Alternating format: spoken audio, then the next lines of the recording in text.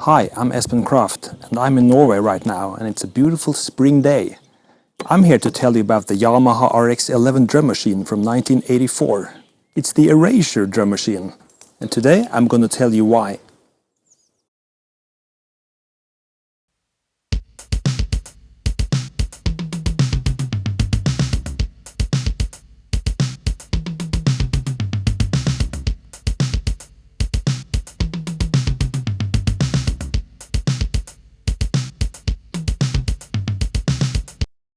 The Yamaha RX11 drum machine from 1984.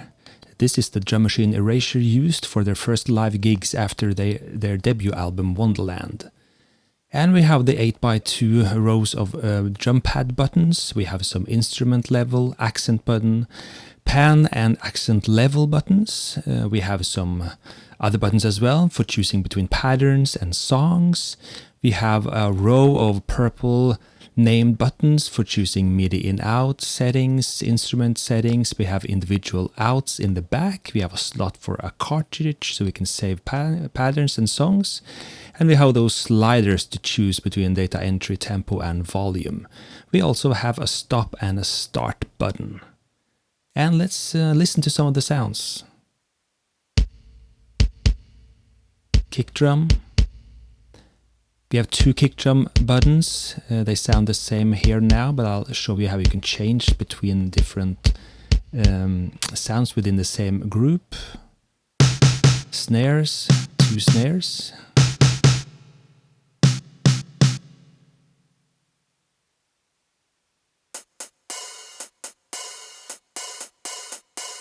Open and closed hi-hats. Crash. Ride, rims, cowbell, claps and the shaker, and the toms.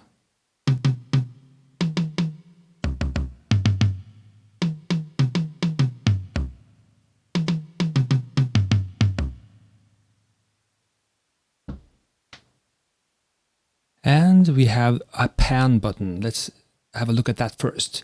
You can pan all the sounds from left to right in steps from 1 to 15. And this is really necessary if you're going to use the mixed stereo out. So you just press the pan button and choose the corresponding drum pad. And by using the data entry, you can switch between left 1 or right 15. And left 8 and right 8 is the centered stereo for the sound. Try the same with the snare drum, and you can pan from all the way left to all the way right.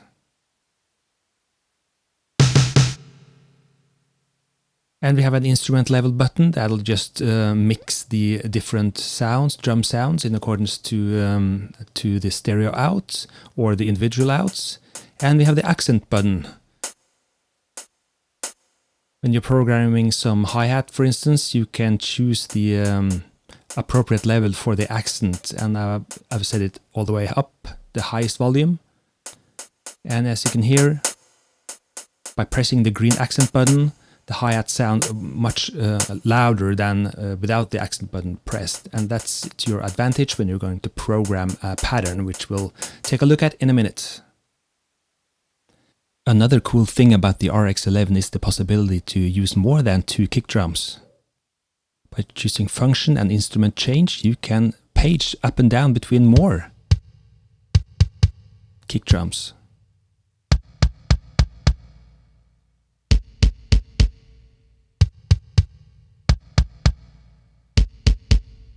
So this compensates in a way for the lack of tuning possibilities on the RX11. It's the same thing for the cowbells, rim shots and claps.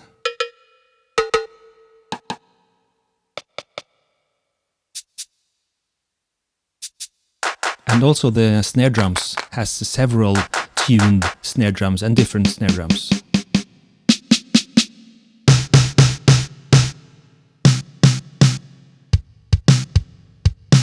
And also the hi-hats closed and hi-hats open also has a couple of alternatives, which I don't show you here. So that's a very cool trick.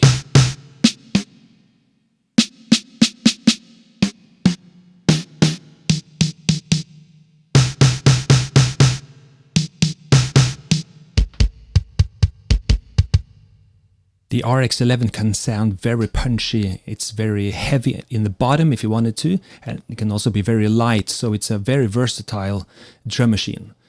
So let's program a pattern then and see how that is in the RX11 world. You choose a pattern and you have to clear out that pattern first before you can programming in a new one. And I've just cleared that pattern. I have to set, it's not very visible on the display on this video, but you have to set the bars like a 4 on the floor type of pace. And you can set as many bars as you want for the pattern to run as you program it.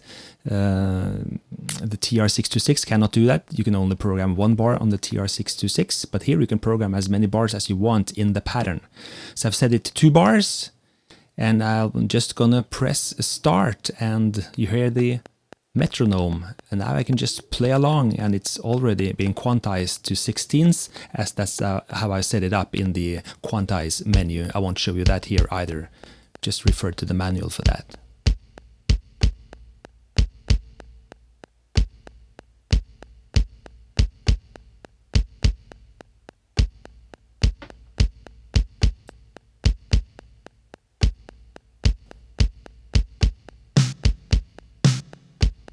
Everything you hear here is coming out of the mixed stereo, so there's no individual drum processing going on here. I'll show you that a little later. Now I'm using the accent button to create a little dynamics in the hi-hat pattern.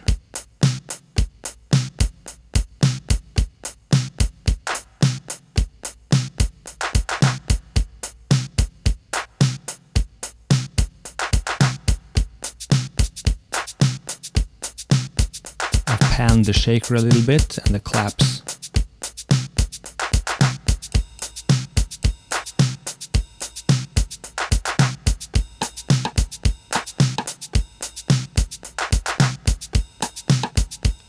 A little Tears for Fears shout, rim shot pattern there. And that's pattern 60. To play it back, we just press start. The metronome is going off and you can hear the pattern if I stop blabbering, which I couldn't resist myself of doing.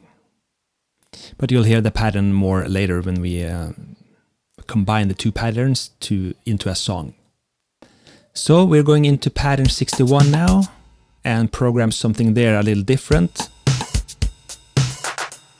to show you.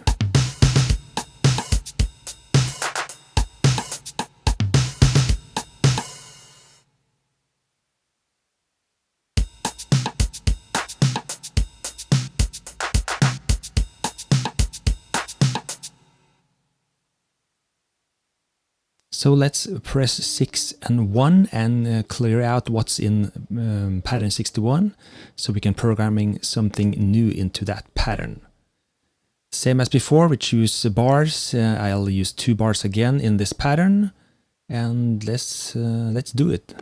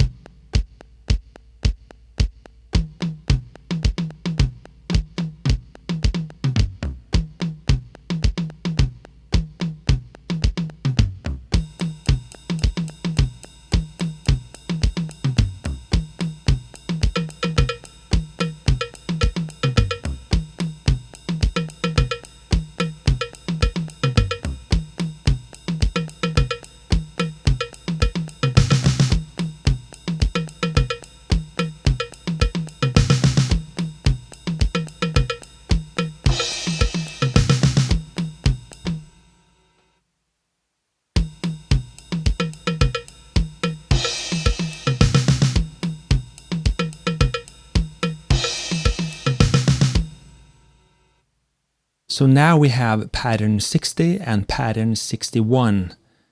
And let's audition that again. That's 60. And that's 61. So those 2 is going to make up a song now to demonstrate how we can tie patterns together to create songs. Songs can also be chained together if you want a whole performance. I won't show you that here, but that's also possible. So go into song mode, we just press the pattern button one more time and it'll go from jump from pattern to song. Actually 2 times, and it's in song mode. That is not going to show very well here on the video. The display is reflecting some of the light, but never mind, we can always take a look in the manual. Or I can maybe overlay some extra video here in the tutorial afterwards. So you just have to clear out the song number. I'm going to use song number 0 here, and I've cleared that out. And now it's just a matter of typing in the kind of or the patterns I want to appear in each step of the song. So I'll make the song play pattern 60 2 times and the pattern 61 2 times. So that's 4 instances of patterns. And when I now play the start button, it'll play back the pattern 60 2 times and the pattern 61 2 times. And each of the patterns has 2 bars from before. So let's see what that sounds like. That's pattern 60. One more time. And now it's going over to pattern 61. And one more time. And now it should stop. And it does, because it was programmed to do that. 4 instances of patterns, 2 plus 2 bars. And the RX11 can sync itself to incoming MIDI clock. That's how I use it when I sync it up to my other vintage gear. Press function and sync, and you'll have the opportunity to page between external sync from another sequencer or MIDI sync. That's also external sync, and that's the mode I usually put it in. Internally, the RX11 has a pulse per quarter resolution of 96. Not much in today's standard, but it's good enough, and it always has been good enough for us using the RX11. So we have other things. We can quantize settings. We have click settings. We have swings. We have the possibility of copying patterns and songs. Just have to look in the manual for that. I thought I'll just show you a couple of patterns now at the end of this segment to show you some of the sounds and the patterns you can create with the RX11.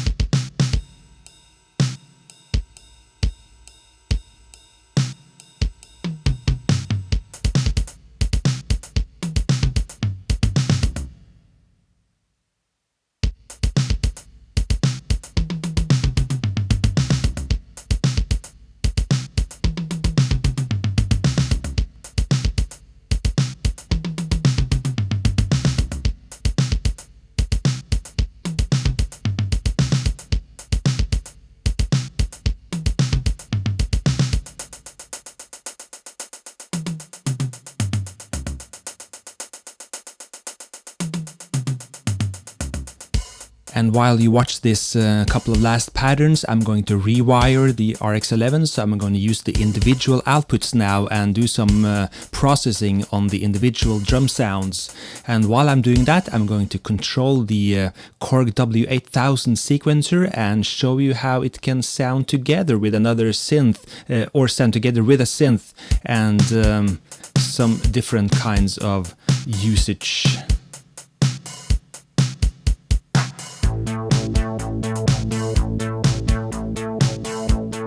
The korg has been set to receive external MIDI sync.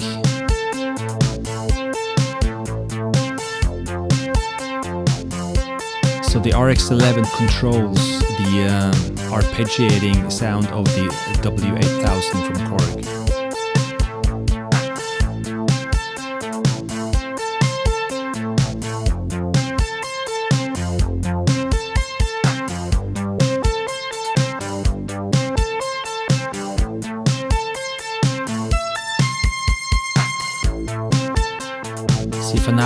If I now change the tempo of the RX11, the arpeggiating Korg will have to obey and pursue the same tempo.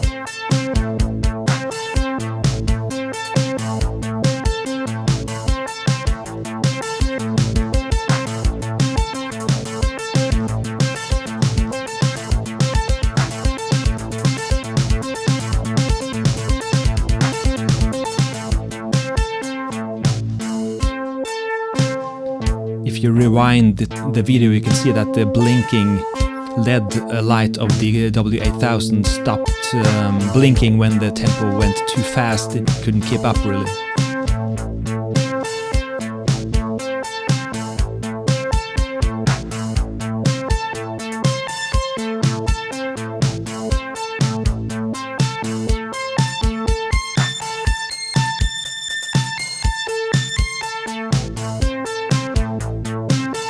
And to close off this video, I'm going to perform a track live for you, something I often do in the end of my videos, and this is no different. I'm going to control a Roland Juno 6 and this W8000 and a Yamaha DX7 and just play a little track for you. So until next time, stay cool.